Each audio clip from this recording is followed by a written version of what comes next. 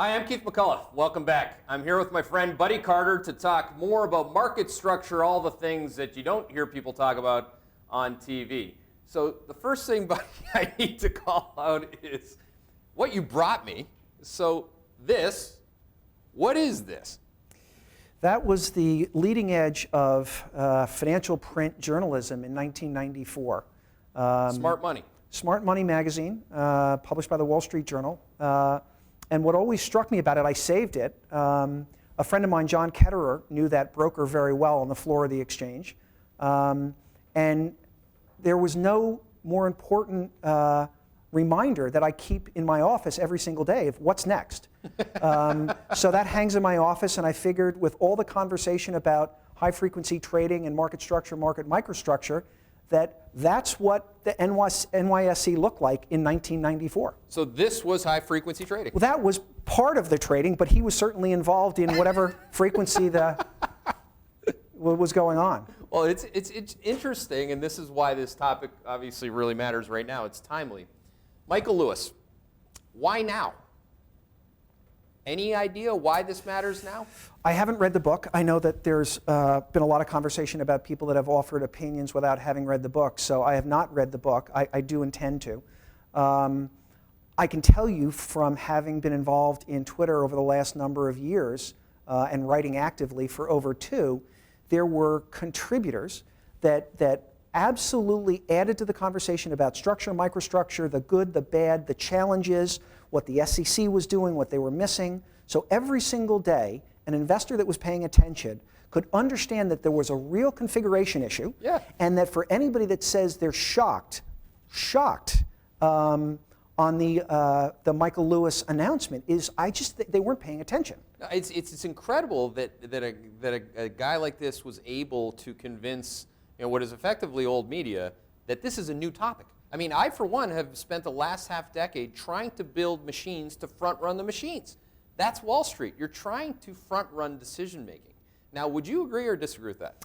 I would agree, but I'm always erring on the side of caution. I mean, I can be a very good driver and still get run over, so I've got to be a little bit careful. But I think that I really listened. I found out people that really knew enormous amounts about these topics, that a lot of science and a lot of engineering, that even though I had spent 25 plus years in the market, I was just unaware.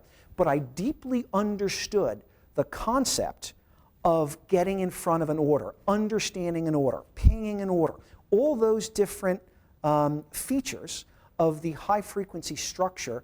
Having grown up as a market maker, all the things that we did on the playground are now hard-coded and happen instantaneously. Well, we may look back at 1994 and say, wow, it looks ancient. The one thing I can tell you about the specialists is no matter how good a day or how bad a day they had, they got tired, they got distracted, they ceased at some point doing what they were doing. The systems never cease.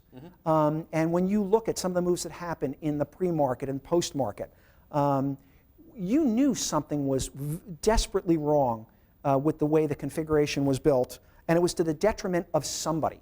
I just wanted to do everything I could to understand it enough so it wasn't always me. Because your job's to get ahead of it as much as you can. Like you're going to hit the wall, you're going to have your own issues. We're all going to have our own issues. But our job is to understand the game that you're in, accept it, and try to stay ahead of the next decision-making. Right. So we can have a long debate about what the right level of commission value is, and the whole notion of it's really important that every investor understands. I'm a Fidelity client.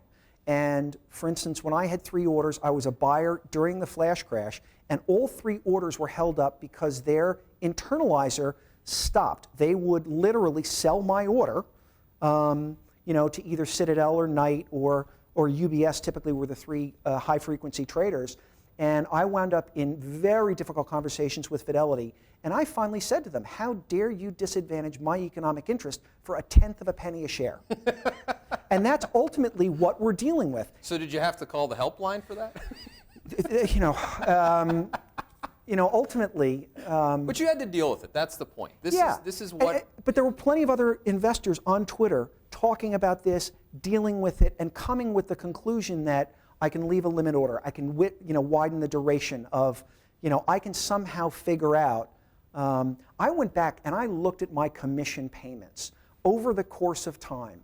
Literally, commission for the same dollar value of product fell 95%. Yep. So I knew over time, since I was self-directed, as my commission payments were going down, Yep. good for me, I was very willing to spend a portion of that savings on research. Mm-hmm. So I wound up getting pretty educated on who the best providers of research. Again, I've been a Hedgeye client for the time that we've known each other.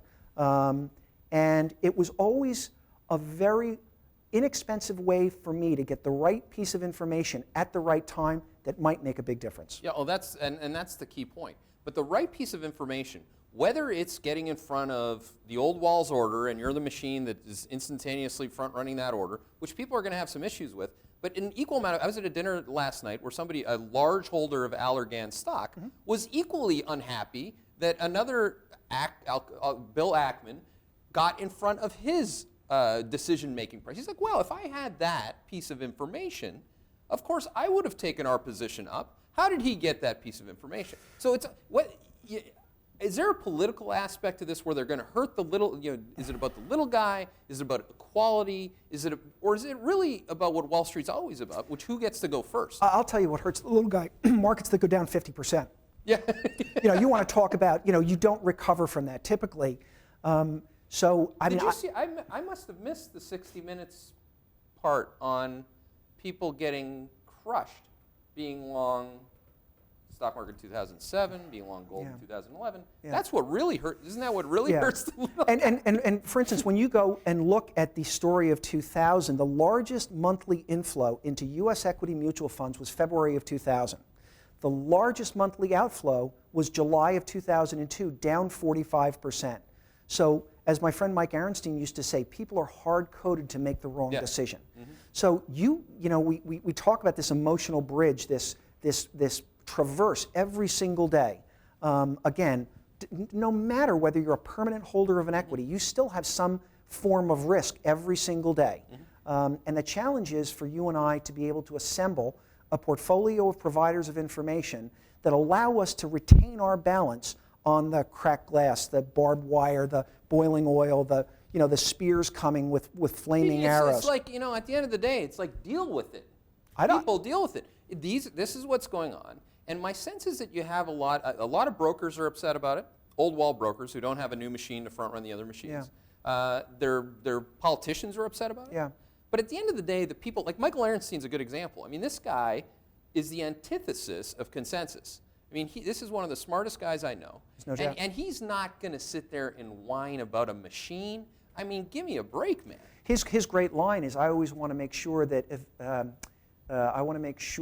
conventional wisdom is in fact wisdom. Yeah.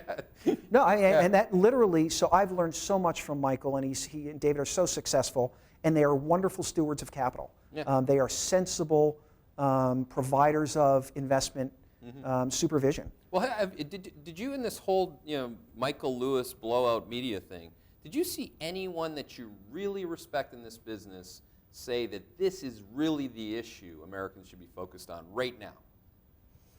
I didn't. Gosh, I certainly watched the 60 Minutes interview. Yeah. I watched him be interviewed on Bloomberg. I watched a couple of them, but I didn't see all the reverberaration around. Right.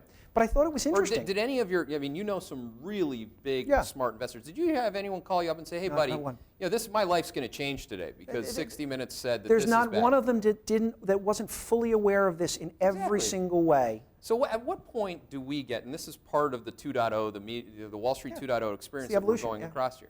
Like, at what point do we get these discussions in this industry that is finance and Wall Street to talk about what's happening now?